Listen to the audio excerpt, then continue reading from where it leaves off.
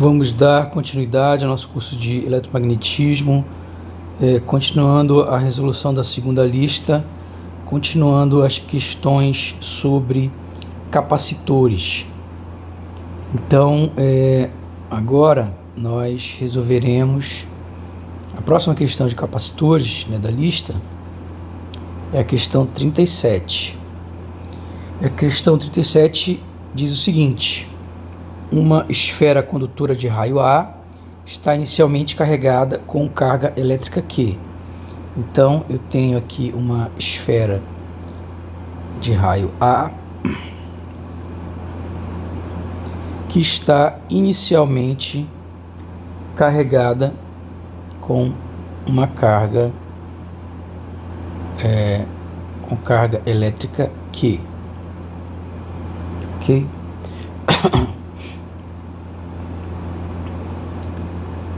E aí ele continua. No instante t igual a zero, a esfera é aterrada por um fio de resistência R. Ok? Então, isso aqui era inicialmente, né? Então, isso aqui, a carga no tempo t0 era uma carga Q. E aí, alguém vem aqui, liga um fio, né? A resistência do fio, vou colocar aqui, ó, né? Apresentando a resistência do fio, não é um fio ideal. É um fio de resistência R. Então, no tempo t0, você liga, né? Ou seja, agora ele vai começar a descarregar, né? Então, a carga vai ser uma função do tempo agora, né?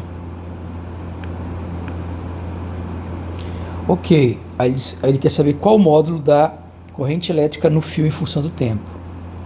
Então, aqui tem, obviamente, uma corrente elétrica, que é uma função do tempo. Ele quer saber quem é essa corrente. Bom, a resposta mais direta é que essa corrente é igual aquele problema que a gente viu, né?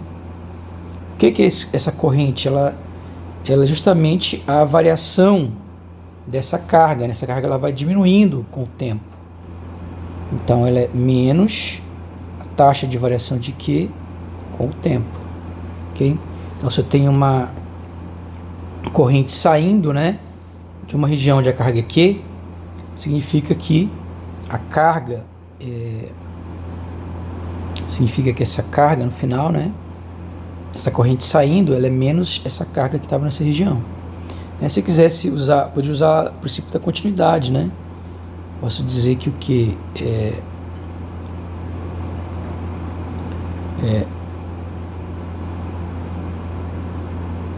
divergência de J, né, mais a derivada disso aqui com o tempo é igual a zero, né? Se eu integro isso no volume, né, eu tenho integral disso aqui no volume, né, partindo da equação da continuidade. Então, teria derivada com o tempo da integral de volume da densidade. E só que, em vez de fazer a divergência, né, eu posso fazer uma integral de superfície. Pode ser toda a superfície aqui, né? Só que a única parte que vai interessar é aqui, porque aqui, como não sai corrente, quando eu integrar nessa parte daqui vai dar zero. A única parte da superfície que não dá zero é nessa áreazinha aqui, né? Então, isso aqui vai virar J ds. E aí eu teria o que? Menos a derivada com o tempo da carga, né? Mas quem é a derivada de JDS nessa areazinha aqui onde passa a corrente? Exatamente a corrente que passa aí.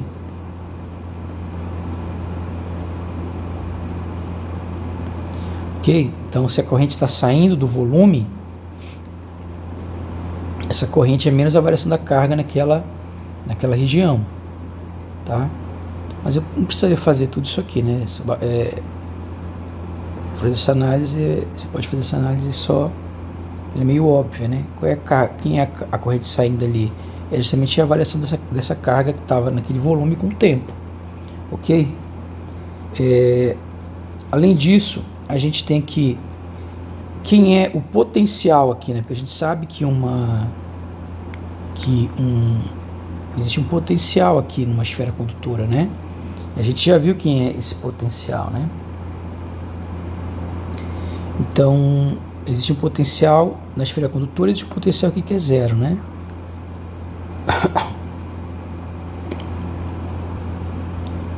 E a gente sabe que o potencial de um capacitor é a carga desse capacitor pela capacitância, né? Nesse caso, esse capacitor aí é a capacitância dele conhecida, né? A capacitância de uma esfera é 4π ε0r. Então, vou ter que o potencial dessa esfera é Q sobre 4π ε0r, né? Ok, e aí a gente tem que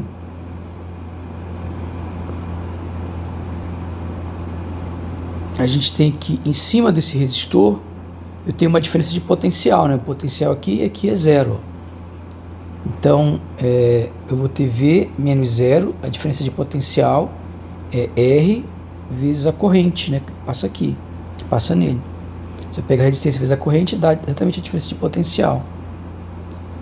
Então, daqui eu concluo que Q sobre 4π ε0 R é igual desculpa, o raio não é R, né? Vai confundir, o raio aí é A, né? Ok? O raio aqui é A, porque o R ele já usa para resistência aqui, né? Então, o raio ele usa A, tá? Não dá para usar a letra R porque o R já é usado para resistência. No texto ele chama o raio de A, ok? A letra R está sendo usada para resistência. Então a gente tem aqui a resistência vezes a corrente, então vai ficar menos R dQ dt. Aí eu posso escrever que dQ sobre Q é igual ao que? Eu passei esse aqui para o lado aqui para baixo, né? E aí eu vou passar esse dt lá para cima, então vai ficar vou passar o menos e o R vai passar para baixo. Então vai ficar menos aqui embaixo, em cima. Vou colocar 1, né? Deixar o dt aqui porque depois eu vou integrar. Embaixo vai ficar 4π ε0 a R. E agora eu posso integrar, né?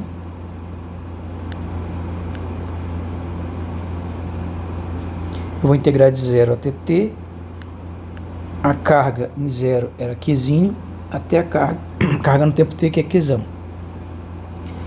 Então eu vou ter aqui a integral de dq sobre q, o neperiano de q,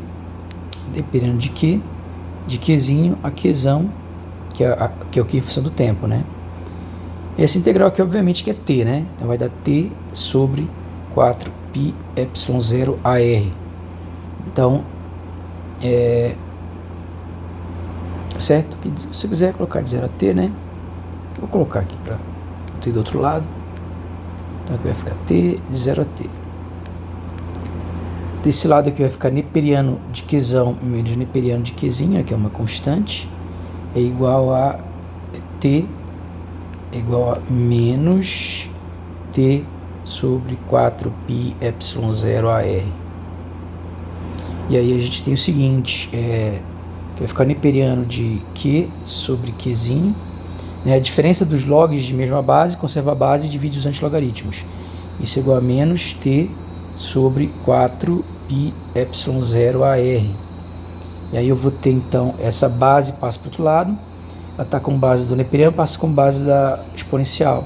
Fica Qzão sobre Qzinho é igual a E elevado a menos t sobre 4π ε0 AR. Então a gente tem o seguinte, a gente tem que Q de T é igual a Qzinho, é a menos T sobre 4π epsilon 0 AR. E aí a gente tem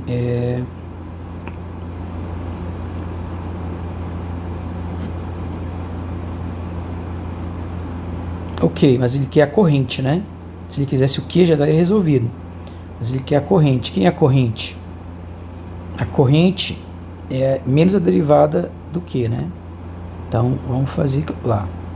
Então a corrente ela é menos a derivada de Q com relação a T.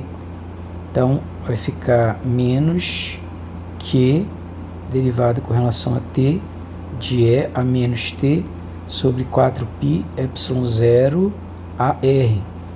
Então isso, a corrente em função do T vai ser igual a menos Q, derivando aí vai dar menos 1 sobre 4π epsilon 0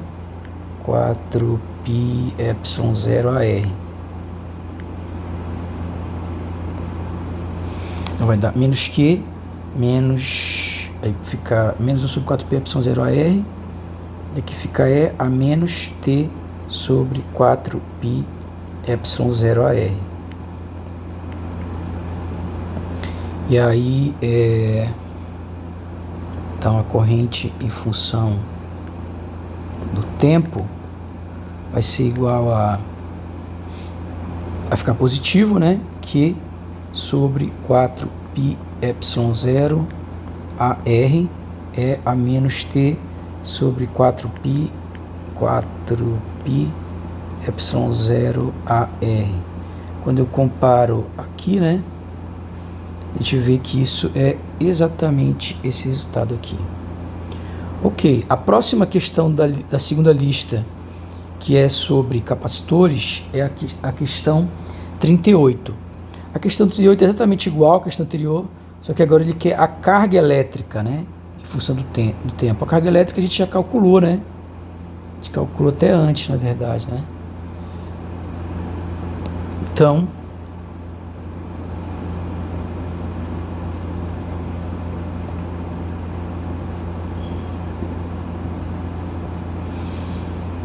comparando, né, é esse daqui, ok?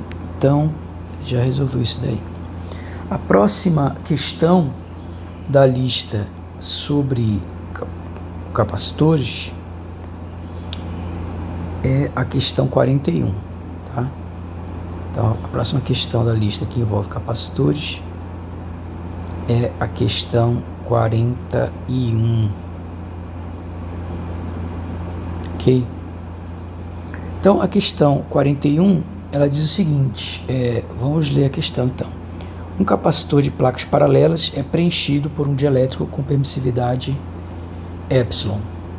A distribuição de cargas no espaço entre as placas é dada por ρ igual a ρ0 é a 2α, aqui é 2αz, tá? Aqui tá errado. Isso daqui era para ser um alfa.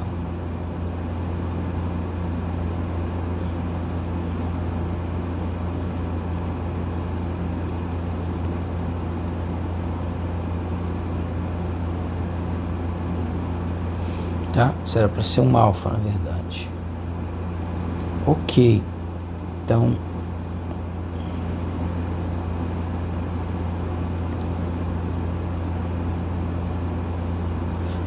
e aí diz o seguinte, onde Z é a direção perpendicular às placas e ρ0 e alfa são constantes. A placa localizada em Z0 possui um potencial V igual a V0, enquanto a placa em Z igual a D possui um potencial 2V0, onde V0 é constante.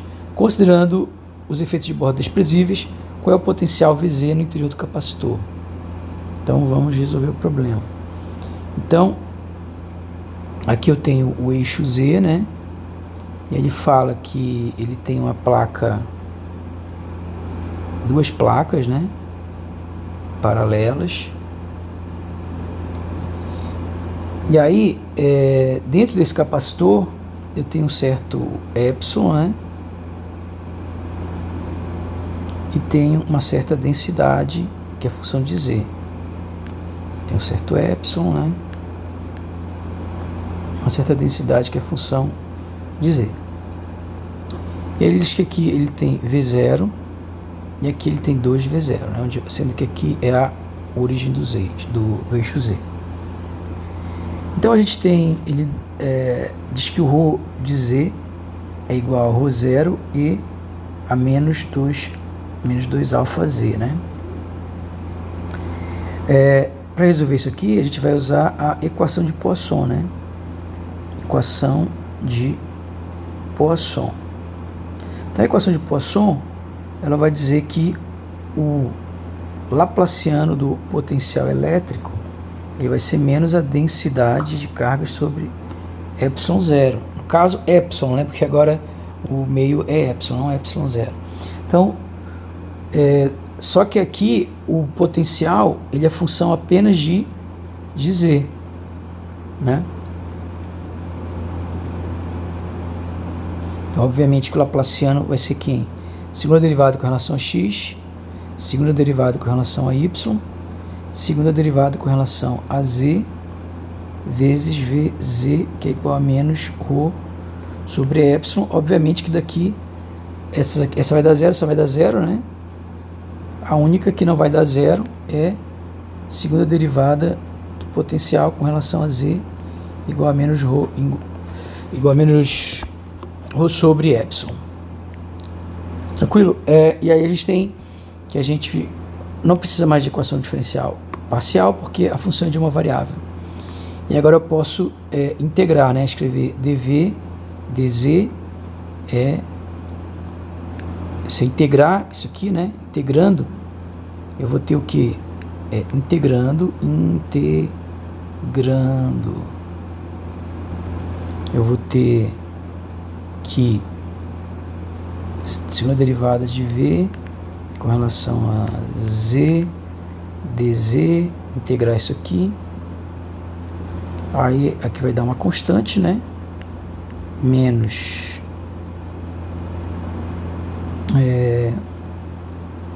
1 sobre epsilon, né?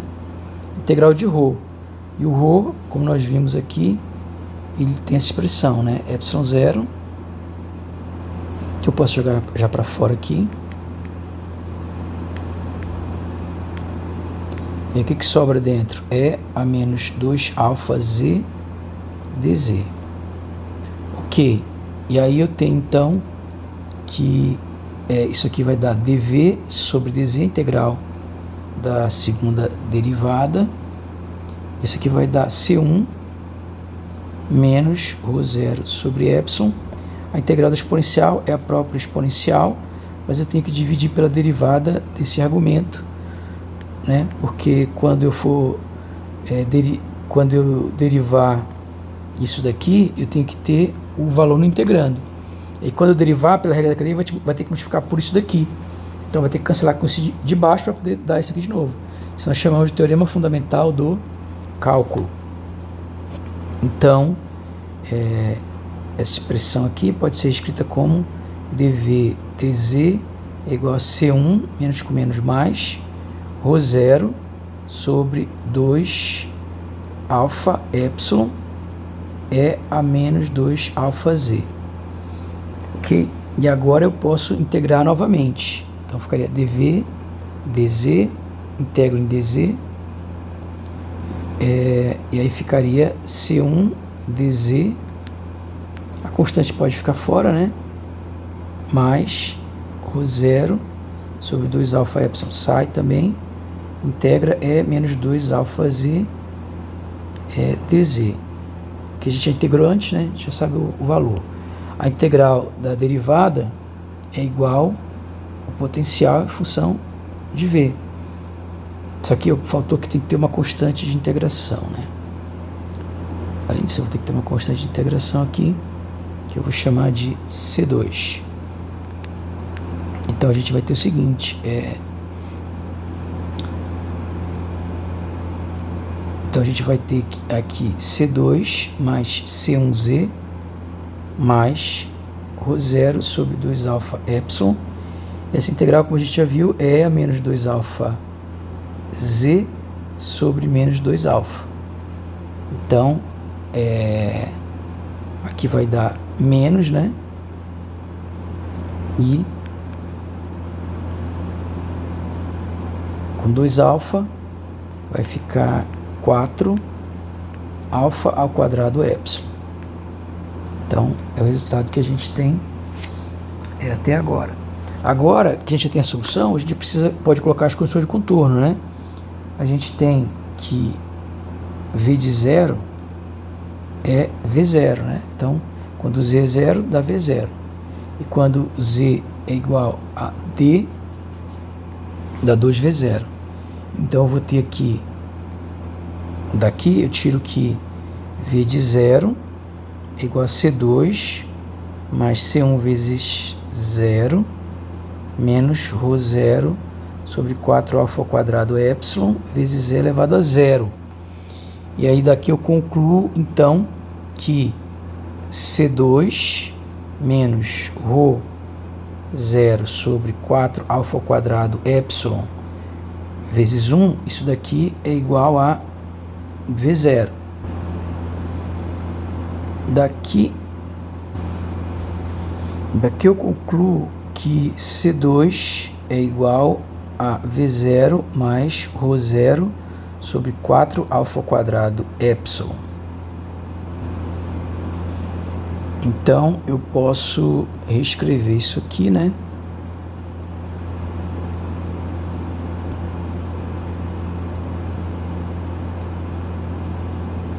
E aí tirar esse C2, né? Então, no lugar do C2, eu entro com esse valor aqui.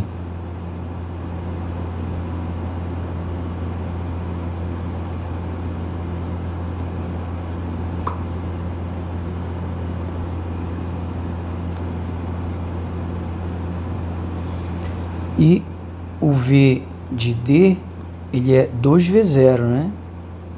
Então, vai ser aqui V0 mais ρ0 sobre 4 alfa ao quadrado epsilon mais C1D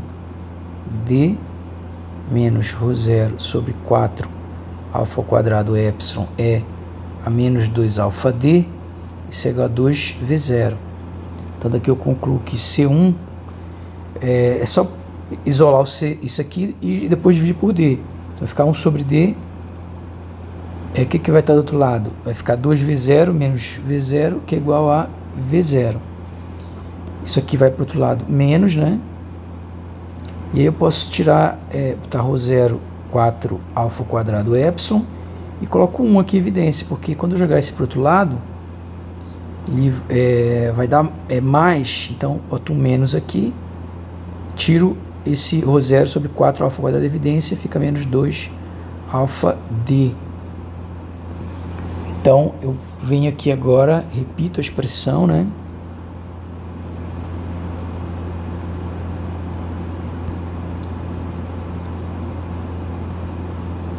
E aí substituo o valor do C1, né? Então, vou ter que dar uma espremida nisso aqui. E simplesmente apagar esse C1. E aí eu vou ter isso daqui, que eu posso copiar, colar e dar uma espremida também, né? Caber ali, já espremi demais. Então aqui eu vou colocar esse lado aqui e aqui eu vou espremer mais aqui. Ok, então a gente chega nessa expressão. E aí você pode desenvolver, né? Porque a gente tem que ver qual dessas se encaixa aí, né? Então, por exemplo, uma maneira de eu descobrir era, neperiano. Tem neperiano? Não tem neperiano. Tem neperiano? Não tem neperiano. É uma expressãozinha simples assim, porque eu vou conseguir simplificar, né? Percebe que não, né? Porque eu tenho, exponencial em Z e exponencial em D. Então, ela tem que ter exponencial em Z, exponencial em D. E aí você viu que aqui só tem exponencial em Z, ó. Então não pode ser essa. Não tem exponencial em D.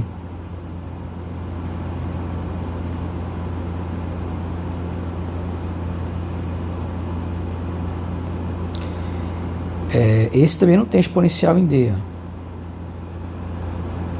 Então só sobra isso daqui, né? Então na hora você não vai, ele pode rearranjar essa expressão de 1000 maneiras diferentes. Então é melhor você prestar atenção quando tiver uma expressão muito grande, ver os detalhes, né? Por exemplo, essa aqui tem neperiano, na expressão final não tem neperiano. Na expressão final tem exponencial com D, né? Mas a C e a E não tem exponencial com D. A única que não tem neperiano e tem exponencial com D é a A. Então só pode ser a A. Ok? O que muda na outra? Na outra vai mudar simplesmente que é bem parecido. Eu vou copiar tudo e eu vou anotar só o que muda, né?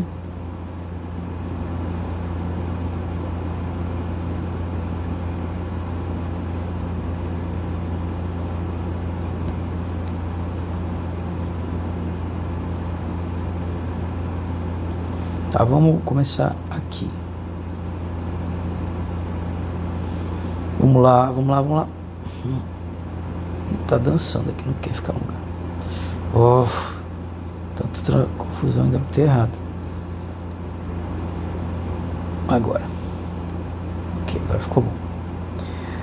Ok, o que vai mudar então? Percebe que a única coisa que ele diz é que em Z0 ele vai usar V0 e em ZD ele vai usar V0. Só isso que muda, né? Então aqui vai ser o V é igual a 0 e aqui o V é igual a V0. Só isso que muda, ok? Então vamos ver onde é que isso aparece. São as condições, na hora que for aplicar as condições iniciais, né? O resto é tudo igual. Então aqui vai trocar para V0. Então aqui não vai mudar nada, né? Só quando eu igualar. Então eu não copiei outra parte, vou copiar lá. Vamos copiar isso aqui, copiar, colar.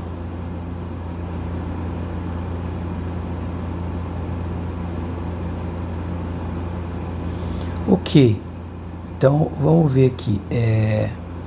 Então aqui vai ser 0, né? Então quer dizer que C2 vai ser igual a isso aqui. Então quando eu substituir, não vai ter esse V0 aqui. Não vai ter esse V0 aqui.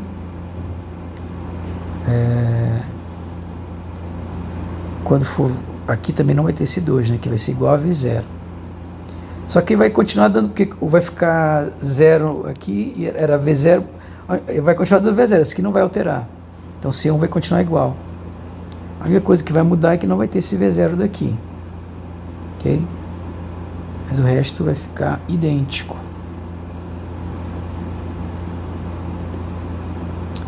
Ok? Então agora a gente pega e vai olhar lá a solução, né? Então, tem que ter isso daqui. Então, o que eu descarto? Esse aqui, ó, porque não tem, é exponencial de menos 2 alfa d, e esse aqui não tem que ter, não tem como eliminar. Aqui também não tem, então já esse aqui tem, mas esse aqui tem um termo que é neperiano. Não tem um termo com neperiano. Então só pode ser esse daqui. Ok?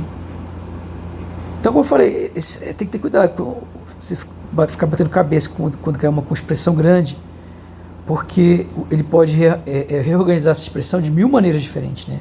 Infinitas maneiras diferentes. Então, é melhor você tentar ficar rearranjando para descobrir como é que é no final. É melhor você ver os detalhes que ela tem para achar qual é a alternativa, ok? A próxima questão que envolve capacitores é a questão 49.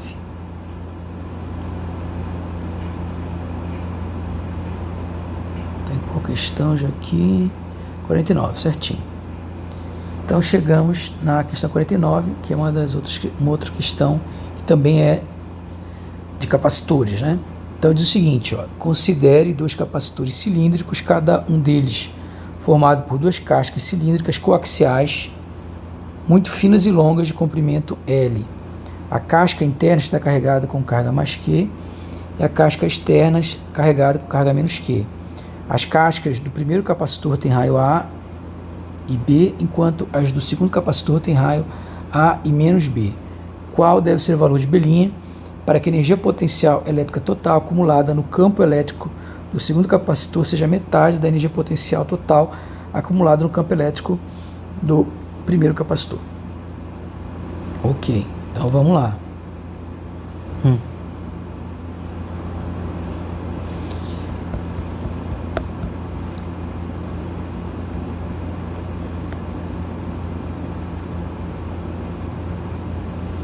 Ok, vamos lá. Então, o que a gente vai ter? Eu vou ter um capacitor, né? Tá aqui, fino, longo, mas eu vou representar. Eu vou colocar, dar um espaçozinho aqui, para a gente poder enxergar ele aqui dentro, né? E aí esse capacitor ele vem para cá, né? E aí, ele tem um raio aqui que é A, tem um raio aqui que é B, ok? E ele tem um comprimento aqui que é um comprimento L. E aí ele tem o cilindro de dentro, ele tem um cilindro dentro,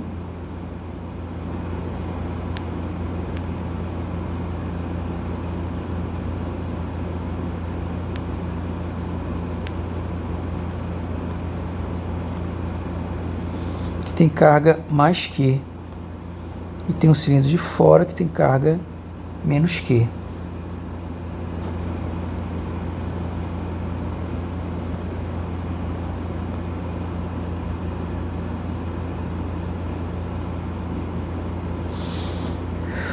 E aí a gente tem o seguinte, eu posso fazer a integral, né, de usar a lei de Gauss nessa superfície lateral para descobrir o campo elétrico numa... Eu vou olhar de cima. Se eu olhar de cima, o que eu vou ver? Eu vou ver isso aqui, vou ver isso daqui,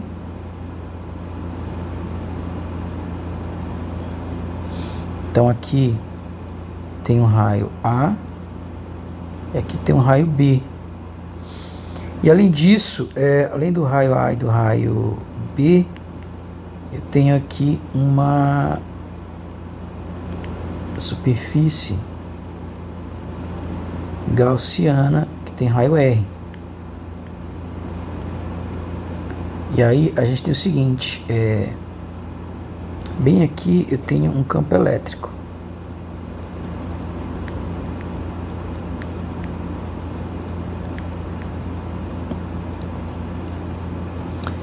E aí o DS está na mesma direção do campo elétrico, né? Então vou ter, a gente sabe pela lei de Gauss, né? O que ela fala? Isso aqui é a carga envolvida, a carga de dentro, que é carga Q, sobre ε0. Então daqui eu tiro, o campo, ele é uniforme, né, porque ele não depende do ângulo azimutal aí, ele só depende da distância R, né? Então, e eles têm a mesma direção e sentido. Então aqui é só EDS, né? Então aqui é só EDS, e aí vai integrar esse DS aqui, vai dar a área lateral. E a área lateral quem é? 2π Rzinho, essa circunferência, vezes a altura. Pensa numa cartolina que você dobrou, né? Uma folha de papel. Se você abrir, a largura dela vai ser 2πr. E a altura é esse Lzão aqui, né? Essa área lateral que a gente está calculando, a lateral só que é no meio aqui dos dois, né? Estou pegando uma superfície gaussiana que é um cilindro imaginário entre esses dois cilindros. Ok. Lembra que a superfície gasosa é um cilindro imaginário. Esse cilindro de dentro ele é um cilindro metálico, o cilindro de fora é um cilindro metálico. E o cilindro que está em R é uma superfície gaussiana, um cilindro imaginário que só existe na sua cabeça, mas ele é um cilindro que está aí no meio dos dois, num raio R intermediário entre A e B. Ok. Então eu concluo aqui que o campo ele vai ser igual a carga sobre 2 π epsilon 0 R e L, né? É aquilo que a gente falou, né? Tá aqui L, que é constante, deixar o R, L e R. O campo elétrico, quando é nessa simetria cilíndrica aqui, ele cai com a distância, né? Ok? Aí a gente tem o seguinte, né? Isso aqui porque o cilindro é muito longo, né? Então eu desprezo aqui as minhas bordas, né? Essas bordas estão bem longe lá, então, ok? Agora, o que a gente tem mais? Agora eu posso calcular o potencial, né? Quem é o potencial da placa positiva menos o potencial da placa negativa? É a integral do campo elétrico, como a gente já viu, da placa positiva para a placa negativa, né? Então, isso aqui vai ser que é o próprio dr, né? Então, o dl aqui, quem é o dl? Se eu pegar o dl nesse caminho aqui, eu observo que o dl, ele é dr, r chapéu, né? Então, aqui vai ser o potencial eu vou chamar de V essa diferença de potencial, tá? Então eu vou dizer que V mais menos V menos, vou chamar só de V. É a diferença de potencial entre as placas, tá? Então eu vou dar para não ficar escrevendo muita coisa aqui, vou chamar isso de V. Então a diferença de potencial vai ser a integral da placa positiva para a placa negativa, ou seja, a integral do raio indo de A até B. E aqui o produto escalar é de vou ter a mesma direção e sentido, é dr, né? Então, integral de A a B, só que quem é igual a Q 2 π epsilon 0L, que é tudo constante. Então, isso pode ir para fora da integral. E aqui fica o que? Integral de A a B de dr sobre R, a única coisa que sobra dentro. Então, isso aqui é Q sobre 2 π epsilon 0 2 π epsilon 0 L, né? E aqui fica neperiano de R, né? De A a B. Só que aí, nesse caso, fica o que? Final menos inicial. Só que a diferença de logs de mesma base conserva a base e divide os antilogaritmos. Então vai dar B sobre A. Certo? Então vai ficar neperiano de B sobre A. Porque a diferença de dois logs, né? Vai ficar neperiano de B menos neperiano de A, que é igual a neperiano de B sobre A. Agora, daqui eu posso calcular quem é a capacitância, que é igual a Q sobre V. Então, nesse caso, é só passar esse V para cá e esse resto que passa para o outro lado trocado, né? Então vai ficar 2 π epsilon 0 L sobre neperiano de B sobre A. Ok, só que ele fala que nesse mesmo existe um segundo cilindro, né?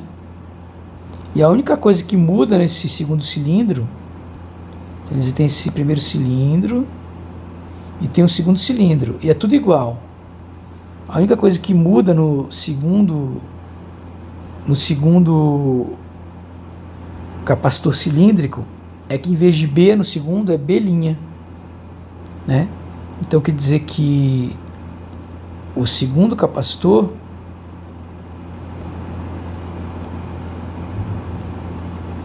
eu vou chamar de C'. Então o segundo capacitor tem uma capacitância C', e a única coisa que muda é que é B' aqui, o resto é tudo igual. E aí na questão ele diz que a energia do segundo capacitor é a metade da energia do primeiro capacitor. Mas a gente sabe que a energia de um capacitor, quem é? ela é igual a carga ao quadrado sobre 2C. Então vai ficar, a carga é a mesma, a única coisa que, né, que vai mudar é o B'. Então a única coisa que vai mudar é o C', a carga continua a mesma. E no primeiro capacitor eu vou ter Q ao quadrado sobre 2C. E aqui sobre 2, ou seja, igual a Q ao quadrado sobre 4C, né? Mas eu posso também, em vez de colocar 4C, eu posso simplificar aqui logo, né? Posso simplificar aqui e aí reescrever que é o quadrado. Eu poderia também cortar isso aqui, né? Vou cortar isso aqui logo também. E aí o que sobra? Sobra 1 sobre C' é igual a 1 sobre 2C. E agora eu vou pegar, né, quem é, ó. Então, o C' é isso aqui. Então, vamos colocar aqui quem é o C'. Só que é o inverso de C', né? Então, esse aqui vai para cima. E esse vai para baixo.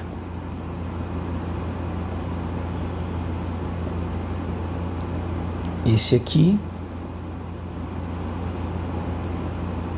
vai para cá. Só que tem um 2 embaixo. Então, com esse 2 embaixo fica um 4 e aqui não tem mais o linha. Ok, o que eu posso simplificar? Isso aqui tudo simplifica. 4 por 2 aqui dá 2. E aí o que a gente tem? A gente tem que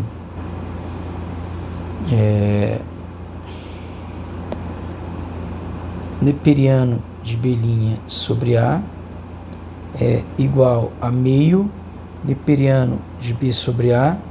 Esse meio vem para cá. E aí eu tenho que neperiano de B' sobre A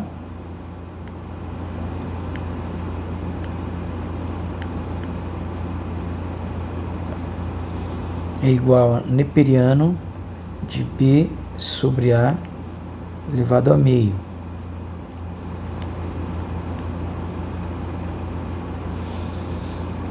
E aí eu vou ter então que posso cortar aqui, né? E aí eu vou ter que, né, essa aqui é a propriedade que eu usei, aquela, né, que você sabe que log de A, que é N, é igual a log de A a N, ok? E aí eu tenho então que B' sobre A é igual a B a meio sobre A elevado a meio. Daqui eu concluo que B' é igual a B a meio sobre A meio. E aí eu tenho divisão de potências de mesma base. Conserva a base, subtrai expoente, 1 menos meio, que não aparece nada, é 1, né? 1 menos meio é igual a meio, então fica A meio vezes B elevado a meio. Ok?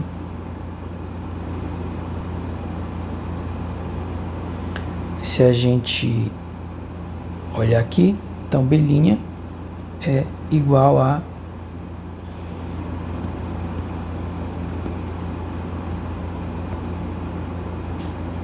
B' é igual a A elevado a meio vezes B elevado a meio. Ok? A próxima questão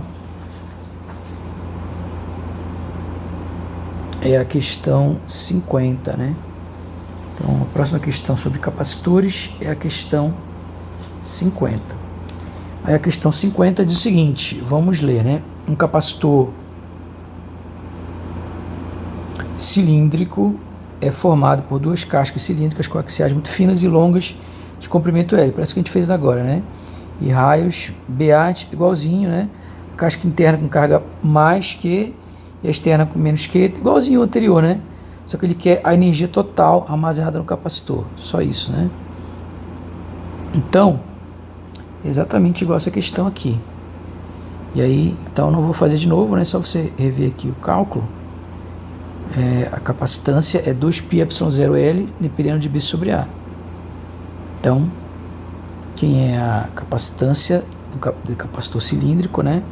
Então é um capacitor cilíndrico, né? Exatamente igual ao que a gente fez anteriormente.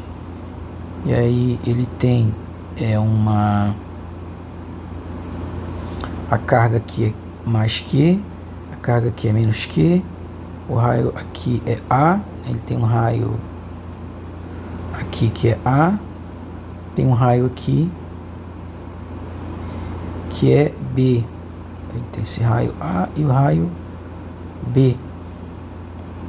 O raio aqui é A e o raio aqui é B. Ok. E aí o que a gente vai ter nesse caso? Que a capacitância é igual a 2πε0L sobre o neperiano de B sobre A.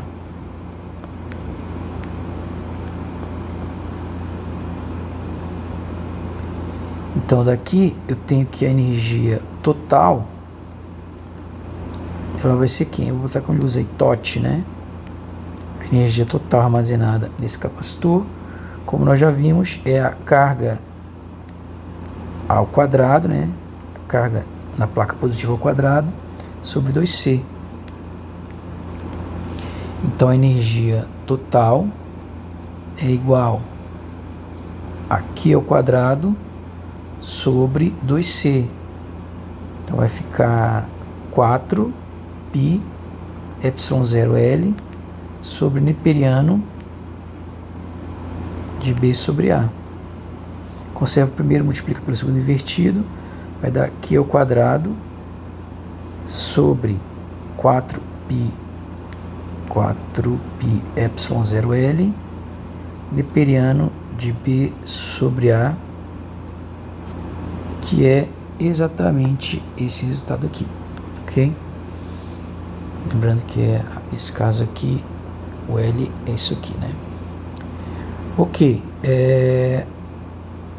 a próxima questão de capacitores é a questão 56.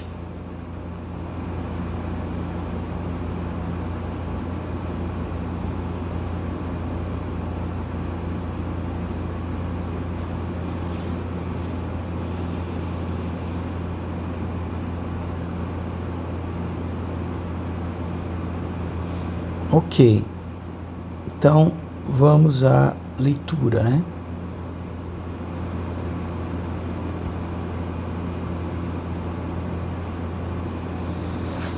Então, nessa questão, diz o seguinte: considere um capacitor de placas paralelas com áreas iguais a A, preenchido com uma combinação de dois dielétricos.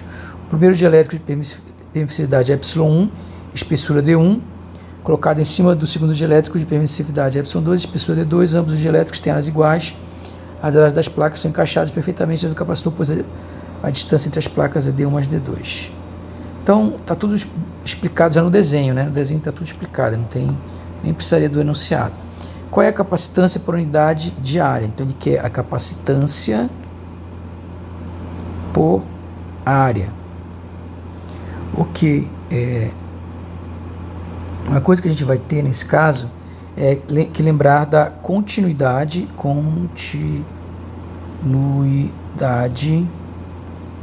da componente normal. Nesse caso, eu só tenho componente normal, né? Então, se eu pegar aqui na parte do dielétrico, eu tenho que aqui, eu tenho que ver a continuidade da componente normal. Então, aqui tem o meio 1, tenho o meio 2. Então, nesse caso, a componente ela é normal, né? Aí só tem componente normal. Então, eu vou ter que o D já é a componente normal. Então, nesse caso, D1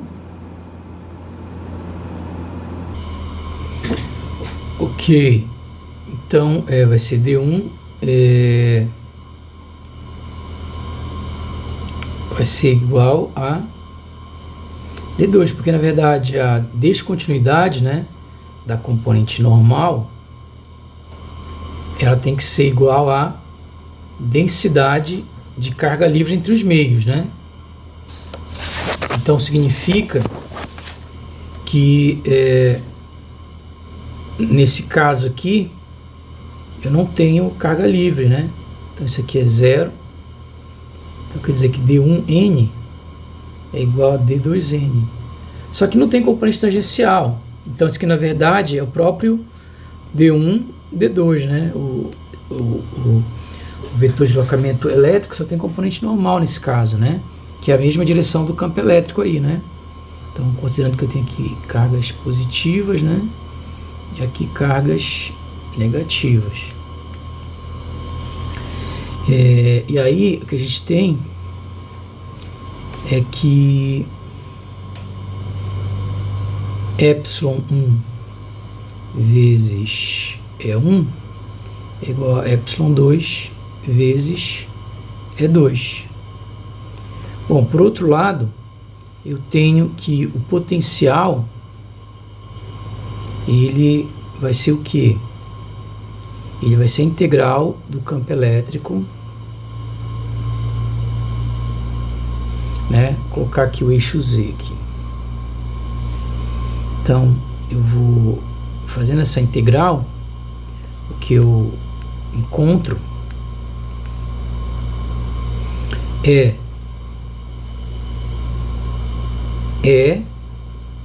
aí lacei, vou botar aqui, dizer que é o zero aqui, que é D1, que é D2 mais D1. Então ele vai integrar aqui de 0 a D1 dz, né? E aqui é 2, integral de D1 a D1 mais D2 dz. Obviamente que isso aqui é um D1 mais é 2D2, né? Quando ele é uniforme, basta multiplicar, né? Para você saber a queda na distância, é só multiplicar o campo pela distância. Então não tem erro aí. Agora, o que a gente vai concluir daí? Eu posso reescrever isso como sendo E1 vezes ε1, aqui D1 sobre ε1, não altera nada, porque isso aqui corta, né? E posso escrever aqui ε2 é 2 D2 sobre ε2. Só que ambos aqui são iguais ao deslocamento elétrico, que ele é o mesmo em toda a parte de dentro, né? Toda essa parte aqui eu só tenho um, porque essa componente é contínua, já que a densidade de carga, a densidade de cargas livres nessa fronteira aqui é zero, não tenho carga aí. Então significa que isso daqui vai ser igual a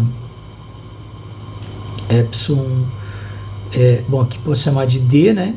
Então fica D1 epsilon 1, e isso aqui também é D. Então dá mais D2 sobre epsilon 2, ou seja, isso aqui é D vezes D1 sobre epsilon 1 mais D2 sobre epsilon 2.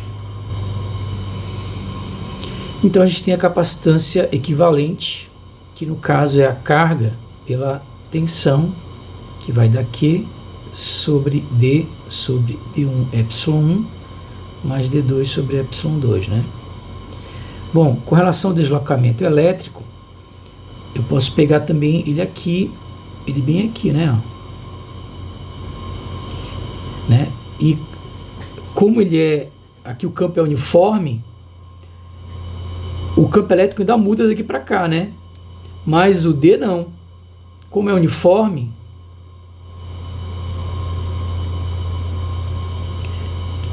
a gente viu que dentro do capacitor D é constante. É o mesmo em todas as posições.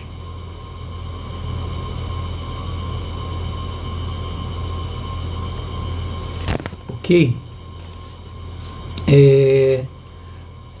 E aí quando a gente pega a fronteira, quando eu pego, vou pegar esse exemplo para cá, trazer para cá, para não ficar carregado, né? Então quer dizer que aqui é o mesmo D que eu tenho ali em cima, é o mesmo D em qualquer ponto. Agora aqui tem uma coisa interessante, né? Que é o seguinte, quando eu pego o D lá embaixo, o que a gente conclui? Quando eu pego o D aqui embaixo, tem uma coisa interessante, que é o seguinte, só tem componente normal, né? Então, para componente normal, eu vou ter aqui o D que está no dielétrico, né, no meio 2, que é o D em qualquer lugar, todos eles são o D, qualquer parte aí do dielétrico ele vale, a gente chamou de D, né? Menos a componente normal dentro aqui do condutor. Condutor. Vou colocar aqui, tirar essa seta, colocar uma seta vermelha aqui no condutor. Então, o que a gente vai ter? Aqui o D no condutor. Isso aqui é a densidade de carga, densidade superficial de carga livre. Que no condutor é a carga que está aqui, que tem uma carga mais Q, aqui é uma menos Q. Essa carga pela área. É a carga da placa sobre a área da placa. Só que o D no condutor é a mesma coisa que acontece no campo elétrico, né? Vai ficar a permissividade vezes o campo é igual a zero, né? Então o D também é zero dentro do condutor. Não é só o E, né? Isso aqui é a componente normal, ele já é normal, né? Isso aqui é o próprio D. É esse D aqui, que ele já é normal aqui a superfície. Então ele vai ser igual ao quê? Q sobre A. Então daqui a gente conclui que o D é Q sobre A, né? Então eu posso, exatamente o que eu precisaria, eu preciso do D para substituir aqui. Então eu venho aqui, substituo agora, e aí a gente tem que no lugar do D eu tenho Q sobre A, né? Isso aqui eu posso apagar, vou trazer isso mais para cá. Então eu posso cortar isso daqui, né? Conservo o primeiro, multiplico pelo segundo invertido, eu vou ter A sobre isso aqui, ou posso passar esse A para o outro lado, né? Quando ele passa para o outro lado, ele passa 1 sobre A, ou seja, vai dar C sobre A, que é igual a 1 sobre D1 sobre ε1 mais D2 sobre ε2. Isso aí é igual ao quê? É igual a 1 sobre ε2 D1 mais ε_D2 sobre ε1 vezes ε2, conserva o primeiro, multiplica pelo segundo invertido, ε1, ε2, ε2D1 mais ε1D2, ok? E aí se você compara, né, com o resultado, é exatamente isso daqui, né? Você pode pensar o seguinte, aqui no meio o potencial é constante, então na verdade eu posso enxergar esse capacitor, uma outra maneira de fazer é enxergar esse capacitor como se ele fosse capacitores em série, né? Então eu poderia enxergar isso aí como se fosse dois capacitores em série, né? C1 em série com C2. A gente sabe que a capacitância equivalente nesse caso é o produto pela soma, então daria C1 C2 sobre C1 mais C2, né? E aí a gente sabe que isso aqui é o que? Seria ε1, ε2, aí vezes a área dividido por D, né? Então ficaria vezes a área ao quadrado sobre D, então daria D1, D2 aqui embaixo. E essa soma daria ε1, né? A sobre D1 mais 2A sobre D2. E aí daria que a capacitância equivalente é igual a ε1, ε2A ao quadrado. Aqui eu posso tirar o A em evidência, né? E multiplicar isso aqui. O que daria é εd2 mais ε2d1. Eu posso simplificar aqui e passar esse A dividindo.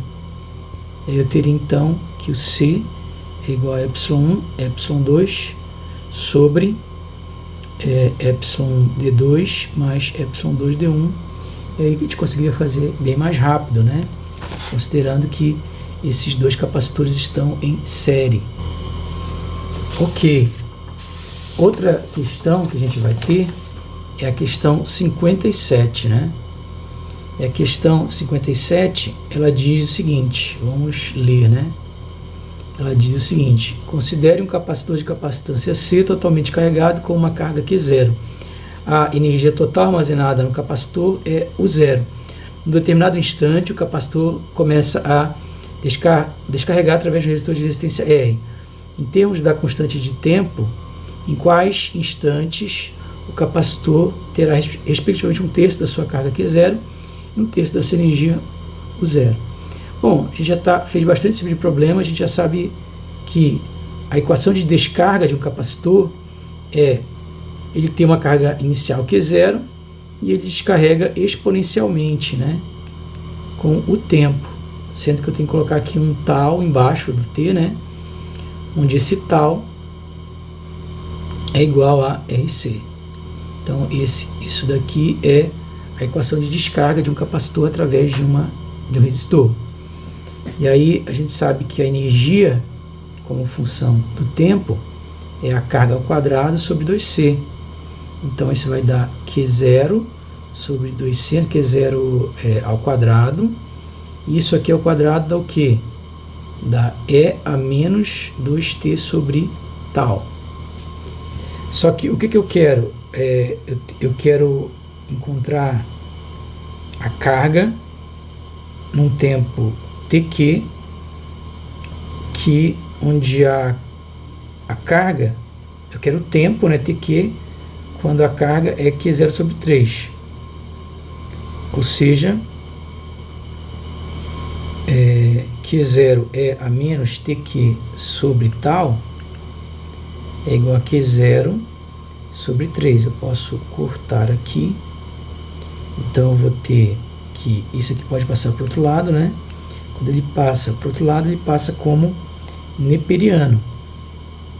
Então eu tenho menos TQ sobre tal, neperiano de 3 a menos 1. Posso passar isso multiplicando, vai ficar menos neperiano de 3. E aí faz o jogo de sinal, né? Eu vou ter que TQ e passo esse tal multiplicando, é igual ao tal que é RC, neperiano de 3. Ok? Então, o que pode ser? Pode ser, esse aqui não é, né? Esse não é, e esse não é. Só pode ser o A e o D. Então, o outro, ele diz o seguinte, que a energia em TU, né, ele fala que é o quê? Um terço da energia inicial. E aí eu vou ter, então, quem é a energia? É isso aqui, né? Então, vai ficar Q0 ao quadrado sobre isso aqui, né? Um terço, né? Aliás, eu primeiro vou calcular isso aqui no TU, desculpa. Sobre 2C, e aqui é elevado a menos 2TU sobre tal. Isso ele diz que é igual a o zero. Quem é o zero?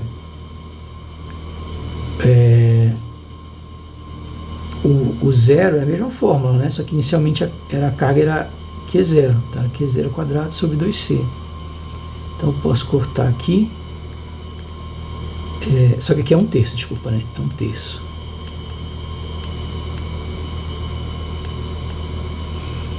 Então, daí eu concluo que E a menos 2 TU sobre tal é igual a 3 a menos 1.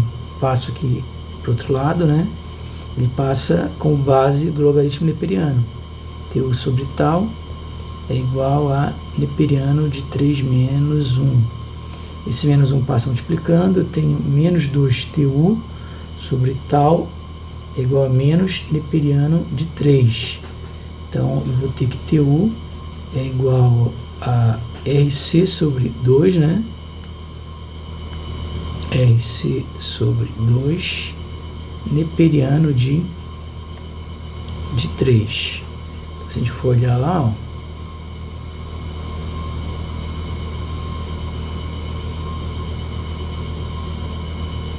é exatamente esse aqui, né?